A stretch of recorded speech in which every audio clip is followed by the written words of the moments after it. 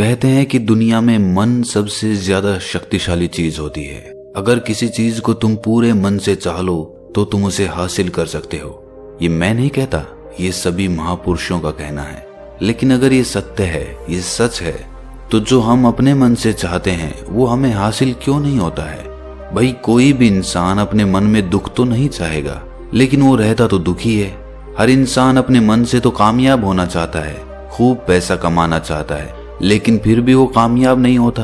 भला ऐसा दुनिया में कौन इंसान होगा जो अपने मन में ये चाहेगा कि मैं नाकामयाब रहूं या मैं पैसा ना कमाऊं? सोचने की बात है। तो इसमें दो चीजें निकल के सामने आती हैं। या तो वो महापुरुष गलत थे जिन्होंने ये बात बोली कि मन से चाही हुई चीज हासिल हो जाती है, या फिर हम गलत हैं। आज की कहानी जो मैं आपको सुनाने वाला हूं उसमें आपको एक ऐसा मंत्र मिलेगा। उसे समझने के बाद आपको एक ऐसा मंत्र पता चलेगा जिससे आप ये समझ पाएंगे कि अपने मन से कोई भी चीज कैसे करवाई जाती है, मन में किसी भी बात का बीज कैसे बोया जाता है। ये इस कहानी से आपको अच्छी तरह से समझ में आ जाएगा। और इससे आप ये भी समझ पाएंगे कि आकर्षण का नियम, लॉ ऑफ अट्रैक्शन कैसे काम करता है। कहानी छोटी सी है लेकिन बहुत ही गहरी है। इससे पहले कि आप इस कहानी में खो जाएं, इस चैनल को सब्सक्राइब जरूर कर लें। तो चलिए कहानी शुरू करते हैं। एक बार की बात है, एक आदमी के जीवन में सिर्फ दुख ही दुख थे। वो जो भी काम करता उस बेचारे का वो काम पूरा ही नहीं होता। घर में आता तो घर में कलेश बना रहता, किसी से कोई मदद मांगता तो कोई उसकी मदद नहीं करता। ऐसा लगता था कि चारों ओर से दुखों का पहाड़ उसी पर टूट पड़ा है। उसे समझ नहीं आ रहा था कि मैं इन दुखों से पार कैसे पाऊं। वो दिन रात यही सोचता रहता कि अपने दुखों से छुटकारा कैसे पाना है। इसी कारण से वो रात में सो भी नहीं पाता था। उसकी आंखों के नीचे बड़े बड़े काले घेरे बन गए थे, जो इस बात का प्रतीक थे कि वो आदमी कितना दुखी है और कितना चिंतित है। कभी कभी तो उसके मन में आत्महत्या करने के भी ख्याल आते थे, लेकिन अपने परिवार की चिंता करके वो ये कदम नहीं उठा पाता था। वो इतना दुखी हो गया कि उसने निर्णय किया कि वो इन दुखों से छुटकारा पाके रहेगा। इसके लिए चाहे उसे कितनी भी मेहनत करनी पड़े, कुछ भी करना पड़े, चाहे अंगारों पे चलना पड़े, लेकिन इन दुखों से छुटकारा हासिल करके रहेगा। ऐसे ही एक दिन उसने अपने मित्र से पूछा कि मैं अपने जीवन को कैसे सुधारूं। उसके मित्र ने उसे बताया कि तुम किसी बाबा के पास जाओ। बाबाओं के पास ऐसा मंत्र होता है जिससे सारे दुख मिट जाते हैं, जीवन खुशियों से भर जाता है और धन संपदा भी हासिल हो जाती है। तुम किसी ऐसे बाबा को ढूंढ लो, बस तुम्हारा काम बन जाएगा। उस आदमी के मन में ये बात पूरी तरह से पक्की बैठ गई कि कोई बाबा ही मेरा दुख दूर कर सकता है, और इसीलिए उसे किसी भी बाबा के बारे में पता चलता तो वो उस बाबा के पास पहुंच जाता। वो उस बाबा को अपनी समस्या बताता और उससे उसका समाधान पूछता और कहता कि बाबा मैं कुछ भी करने के लिए तैयार हूं, लेकिन मेरी इन समस्याओं से मुझे छुटकारा दिला दीजिए। आप जो कहेंगे मैं वो करूंगा, लेकिन मेरे जीवन को सुधार दीजिए। बाबा उसे कुछ टोने टोट के बता देते थे करने के लिए, और बदले में दान दक्षिणा ले लेते थे कि ये टोना टोटका करने के बाद तुम्हारे घर में सुख शांति बनी रहेगी, बस इस टोटके को पूरी विधि के साथ करना। वो आदमी घर लौटकर पूरी विधि के साथ टोने टोटके करने लगा, लेकिन बहुत टोने टोटके करने के बाद भी उसके जीवन में कुछ बदलाव नहीं आया। इसके विपरीत उसका जीवन और ज्यादा दुखी हो गया। जो भी बाबा उसे टोना टोटका देता था वो बदले में उससे दान दक्षिणा लेता था, जिससे उसका धन भी धीरे धीरे खत्म हो रहा था। इससे उसके जीवन में दुख और ज्यादा बढ़ गए। तब उसे लगा कि बाबाओं के पास जाने से तो मेरे जीवन में दुख कम होने की बजाय बढ़ते ही जा रहे हैं, तो मुझे क्या करना चाहिए? बाबाओं के पास जाऊं या ना जाऊं? फिर एक दिन एक आदमी ने उसे बताया कि तुम अपने घर में किसी पंडित को बुलाकर हवन करवा लो। हवन होगा, घर शुद्ध हो जाएगा। कोई भी बुरी ऊर्जा होगी घर में तो वो घर से बाहर चली जाएगी। किसी पंडित को बुलाकर पूरे विधि विधानों से मंत्रोच्चारण कराओ और हवन कराओ, जिससे घर में सुख शांति आए। उस आदमी के मन में ये बात बैठ गई और उसने एक पंडित को अपने घर पर बुलाकर हवन करवा दिया। हवन अच्छी तरह से संपन्न हुआ। बदले में पंडित ने भी अच्छी दान दक्षिणा ली और उसके बाद वो वहां से विदा हो गया। लेकिन कुछ दिनों के बाद उस आदमी को महसूस हुआ कि उसके जीवन में अब भी कोई बदलाव नहीं आया है। अब वो आदमी पूरी तरह से दुखी हो गया और ज्यादा परेशान हो गया। अब तो उसे लगने लगा था कि मेरे जीवन में से दुख कभी खत्म ही नहीं होंगे। और यही सोच सोच कर उस आदमी का बुरा हाल हो गया था।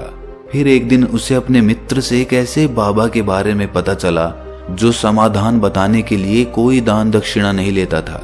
उस आदमी को लगा कि ये बाबा दूसरे बाबाओं की तरह नहीं हो सकता, क्योंकि ये दान दक्षिणा तो लेता ही नहीं, और अगर दान दक्षिणा नहीं लेता तो ये सच में कोई सिद्ध बाबा होगा।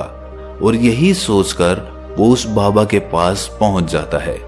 जब वो आदमी वहां पर पहुंचता है तो वो बाबा ध्यान में बैठे हुए थे। ये देखकर वो आदमी वहीं पर चुपचाप बैठकर ध्यान से बाहर आने का उनका इंतजार करने लगा। थोड़ी देर बाद बाबा ने आंखें खोली तो सामने एक दुखी और परेशान युवक को बैठे देखा। वो उसकी आंखों के नीचे काले घेरे देखते ही समझ गया कि ये आदमी अपने जीवन से कितना परेशान है। उसे संबोधित करते हुए बाबा ने पूछा कि बच्चा, क्या चाहते हो? बाबा के पास क्या लेने आए हो? उस आदमी ने कहा कि बाबा, मैं अपने जीवन से बहुत परेशान हूं। मैंने इन दुखों को दूर करने के लिए बहुत सारे रास्ते अपनाए, हर वो तरकीब करके देखी जो किसी बाबा ने मुझे बताई, हर वो काम किया जो किसी भी इंसान ने मुझसे करने को कहा, लेकिन मेरे जीवन में दुखों में कोई कमी नहीं आई। बाबा, इसके विपरीत मेरे जीवन में दुखों में बढ़ोतरी हो गई। मुझे समझ नहीं आ रहा है कि मैं क्या करूं। कभी कभी तो मैं आत्महत्या करने की सोचता हूं, लेकिन अपने परिवार की सोचकर मैं ये कदम नहीं उठा पाता। मैंने आपके बारे में बहुत सुना है बाबा, और मैं बहुत उम्मीद के साथ आपके पास आया हूं। कृपया करके मुझे कोई ऐसा मार्ग बताएं जिससे मुझे अपने दुखों से छुटकारा मिल जाए। मैं अपने दुखों से छुटकारा पाने के लिए कुछ भी करने को तैयार हूं।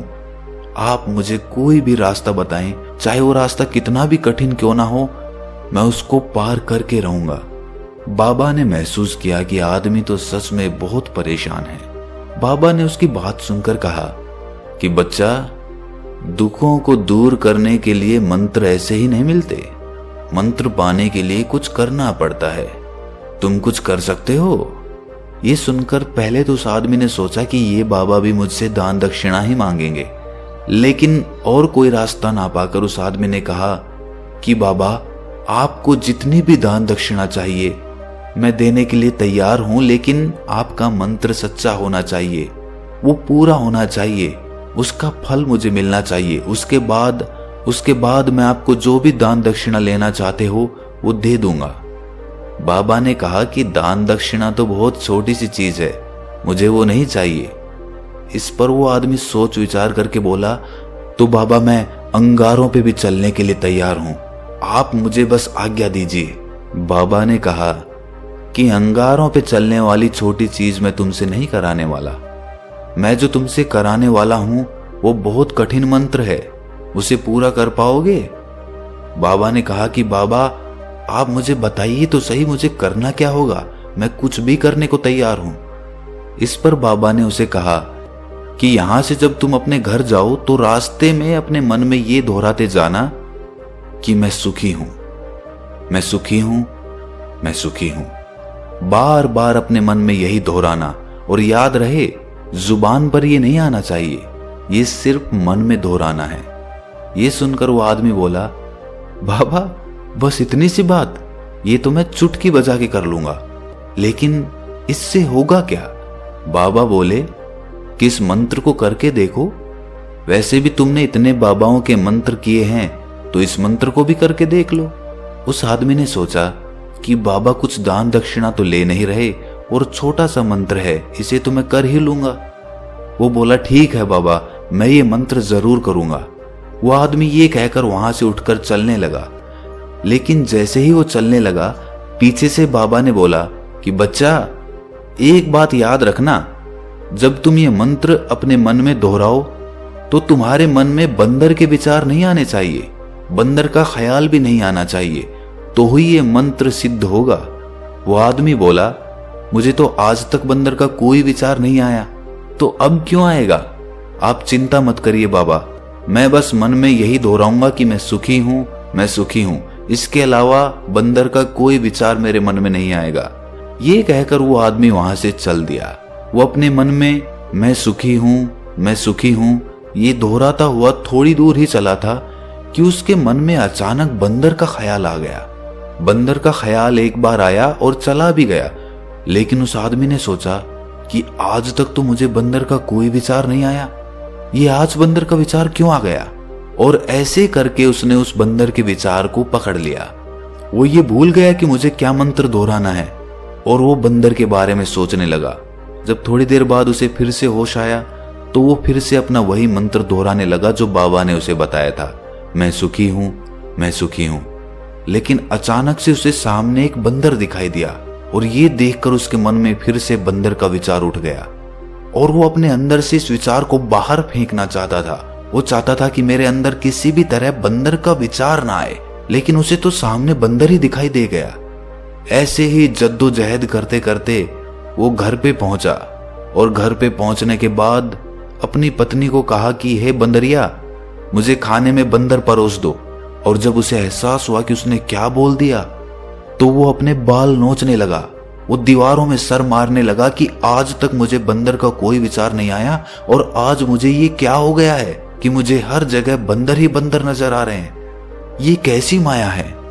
यही सोच सोच कर वो आदमी रात भर सो नहीं पाया। रात भर करवटें बदलता रहा और सुबह उठकर सीधे उसी बाबा के पास पहुंच गया और उसके चरणों में गिरकर कहा कि बाबा, पता नहीं क्या चमत्कार हो रहा है, आज तक मुझे बंदर का कोई विचार नहीं आया, लेकिन कल से जब से आपने मुझसे कहा कि बंदर का विचार नहीं आना चाहिए, तब से मुझे हर जगह बंदर ही बंदर नजर आ रहे हैं। उस आदमी ने कहा कि बाबा, मुझे तो आपके पीछे पेड़ पर बैठा हुआ बंदर भी केले खाता हुआ दिखाई दे रहा है, ये हो क्या रहा है बाबा। ये सुनकर बाबा हंसने लगे। बच्चा, मन का जाल एक ऐसा जाल है जिसे समझ पाना इतना आसान नहीं है। बंदर तो तुम्हारे रास्ते में पहले भी आते थे। जब तुम मेरे पास आए थे तो इन्हीं पेड़ों पे ये बंदर घूम रहे थे, लेकिन तब तुम्हारे ध्यान में ये बंदर नहीं था, तब तुम्हारे ध्यान में सिर्फ अपने दुख थे। इसके बाद बाबा ने उसे बताया कि बच्चा, हम जिस चीज से भी दूर भागना चाहते हैं वही चीज हमारे मन में बहुत गहरे में प्रविष्ट हो जाती है, वो हमारे अंतर मन में समा जाती है। असल में हम जिस चीज से भी छुटकारा पाना चाहते हैं उससे छुटकारा इसीलिए पाना चाहते हैं कि वो हमारे साथ बहुत गहरे से जुड़ी हुई है, और हम जितना ही उससे छुटकारा पाना चाहते हैं वो उतनी ही गहरी हमारे मन में बैठती चली जाती है और आखिरकार वो हमारे अंतर मन में छा जाती है। ऊपर से तो हम चाहते हैं सुखी होना कि मैं सुखी हूं, सुखी हूं, हमारे होंठ भी यही बोलते रहते हैं, लेकिन हमारे मन में दुख समाये होते हैं। हमारे विचारों में, हमारे मन में हमें दुख ही दुख दिखाई देते हैं। इसीलिए अपनी जुबान से बार बार ये बोलने से कि मैं सुखी हूं, मैं सुखी हूं, हम सुखी नहीं होंगे जब तक ये मंत्र हमारे अंतर मन में प्रविष्ट नहीं होगा। इस पर उस आदमी ने पूछा कि बाबा, लेकिन ये मंत्र हमारे अंतर मन में प्रविष्ट कैसे होगा। ये सुनकर बाबा ने कहा कि बच्चा, अपने दुखों से लड़ना बंद कर दो। जब तक तुम अपने दुखों को दूर करने की सोचते रहोगे तब तक वो दुख तुमसे चिपके रहेंगे, तब तक वो दुख तुम्हारे अंतर मन पर अपना राज जमाए बैठे रहेंगे। और जिस दिन तुम उन दुखों के बारे में सोचना ही छोड़ दोगे, उन दुखों से छुटकारा ही नहीं पाना चाहोगे, उसी दिन से तुम्हारी जिंदगी से दुख गायब हो जाएंगे। क्योंकि किसी भी चीज से छुटकारा पाने के लिए हमें उस चीज के बारे में सोचना पड़ता है, और हम जितना ही उस चीज के बारे में सोचते हैं वो उतनी ही गहरी हमारे मन में प्रविष्ट होती चली जाती है। हम अधिकतर समय दुखों के बारे में ही सोचते हैं। हम यही सोचते हैं कि हमारे जीवन में दुख है और हमें इससे छुटकारा पाना है।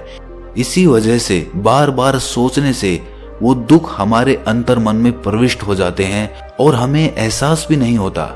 इसीलिए अगर तुम दुखों से छुटकारा पाना चाहते हो तो दुखों से छुटकारा पाने के बारे में सोचना छोड़ दो, तुम्हें दुखों से छुटकारा मिल जाएगा। अक्सर आदमी धूम्रपान छोड़ना चाहता है, शराब छोड़ना चाहता है, सुबह अपने आप से ये वादा करता है कि मैं कोई भी गलत काम नहीं करूंगा, लेकिन शाम को जब लौटता है तो नशे में चूर होकर लौटता है। ऐसा क्यों होता है कि जो हम सोच रहे हैं वो पूरा कर ही नहीं पा रहे हैं? असल में हम उस चीज को बहुत ज्यादा तवज्जो दे रहे हैं, उस चीज को बहुत ज्यादा अहमियत दे रहे हैं। जब भी हम उस चीज को छोड़ने के बारे में सोचते हैं तो हम उसकी इम्पोर्टेंस यानी कि विशेषता और ज्यादा बढ़ा देते हैं।